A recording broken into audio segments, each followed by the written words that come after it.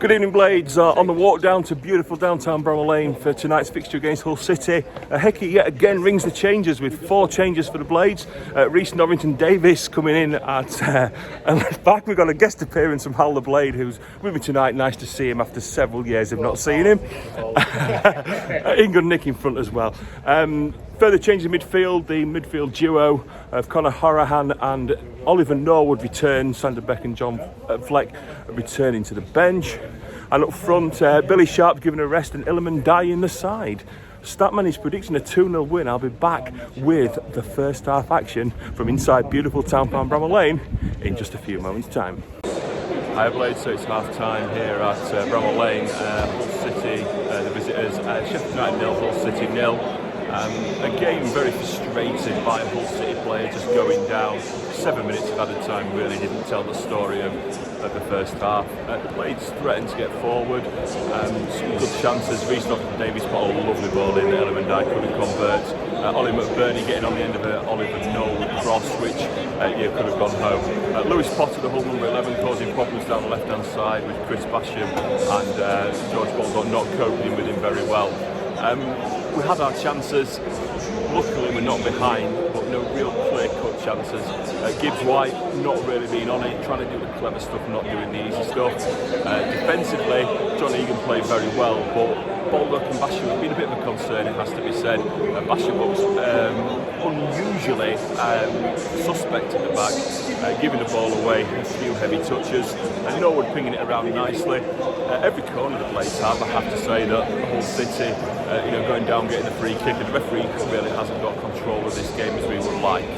I'm at the bottom of John Street. Hopefully Gary Sinclair's not drowning me out. It is half time. It's Sheffield United 0, Hull City 0.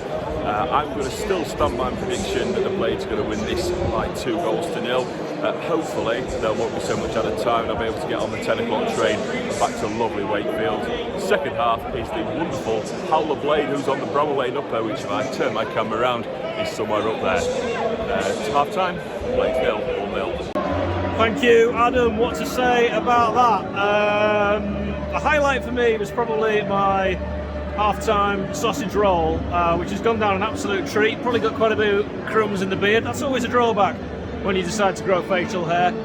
For me, these games, it's not our fault that so many games have been crammed into 1 month. It's arguably entirely other teams' fault. But we look tired, we look leggy, we look out of ideas, we look like we're constantly trying to force the issue. It's not coming naturally, and sometimes I feel like we might be a team that needs to adapt and not just constantly play the same style, maybe to change it for the opposition. But they really did look, despite some of the changes from the Huddersfield game, from the outset, after the first kind of 20 minutes of the first half, just leggy. And that second half, just, for me, that I never felt like realistically we were going to score. I didn't feel like Hull were going to score either. It was just a meh second half. And Hull will be absolutely delighted, as you heard from their fans right at the end. So, not much of a review because there was nothing to say. 0-0. Hi Blades, so on to player ratings for tonight's 0-0 draw. I've got Big Wes up first. I've put him down for an 8. Can't fault him really. A bit dicey at times, but he's done his job. Another clean sheet. Happy days, can't complain much there. Bash again down for an 8.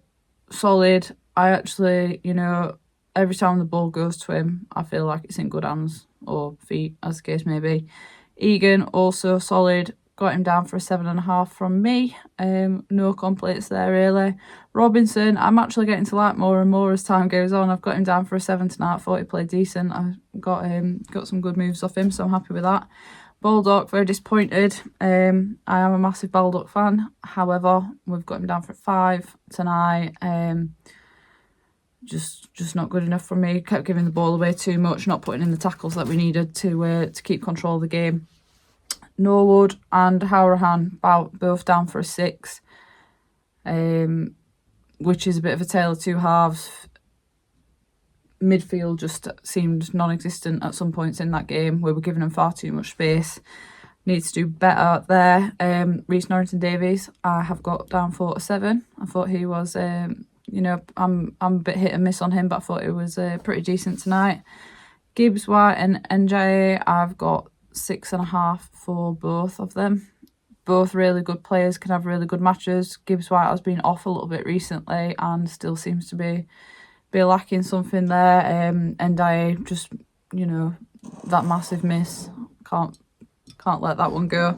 McBurney, I think might actually be my man of the match tonight. Seems a bit controversial on Twitter, but such is life. I thought it was solid. He was one who actually seemed like he wanted it. He wanted the goals, he wanted the win, was putting in the graft up until maybe the last 10 minutes or so when he seemed to have sacked it off, but I think we'd all given up hope by that point, so just ground it out for the draw that we got. And then we got as subs come on, Berger and Sharp, who have got Berger down. I thought he came on and made an impact straight away. Very happy with that. Putting down for a 7.5 and finishing on our Billy Sharp, who I have also got down as a 7. At least he come on, took some shots and, you know, seems to be hungry for the win and wanting to make a difference. So that's it. That's our ratings. Let us know what you think and I will see you soon. Hiya Blades, so I've got positives and negatives from tonight's match for you. 2 no-nos in a row now for United and another frustrating display from us tonight. 2 points dropped considering the performance and a game that we really should have been winning. I'll start with the positives. I felt like the performance was excellent. We dominated from start to finish all over the shop. We were really good in possession, really good in attacking situations, created lots and lots of opportunities. And it just shows the strength and depth we have in the squad at the minute. And it's really good that we can put performances like that in with the amount of changes that we're doing week on week. It's just really good and it's going to be really useful with this big running we've got on the amount of games that we're coming up in quick succession. Defensive-wise, I thought we were excellent as well. 6 games with only 1 goal conceded now, I think, which is absolutely mental considering the last year and a half that we've been so poor defensively. It's just great that we've got back to that point where we feel confident in ourselves defensively and that we're just putting in the good performances we are at the back. Bash and Eags, I thought we were excellent today. And it's just nice to feel confident with the players we have at the back. Yeah, moving on to the negatives, I felt like we missed Bogle down the right-hand side.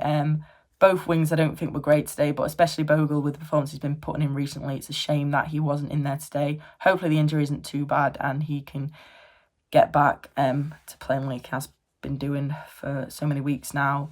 Another one was just that we were not clinical enough at all today and we created so many chances and we just could not put them away. And against teams like this that sit in and don't give you much space to run in behind, we need to be putting away the chances we get. And when we get them openings, especially in in the second half, I thought put it straight to the goalkeeper one-on-one, needs to be doing better, needs to be scoring. But I'm sure he's the first person that says that he does need to be more involved in the goals this season with the amount of games he's getting. Maybe a negative is that Sharp didn't start. I think it was the sensible substitutes to bring on, but he needed to be starting in a game like this where poaching instinct is so important.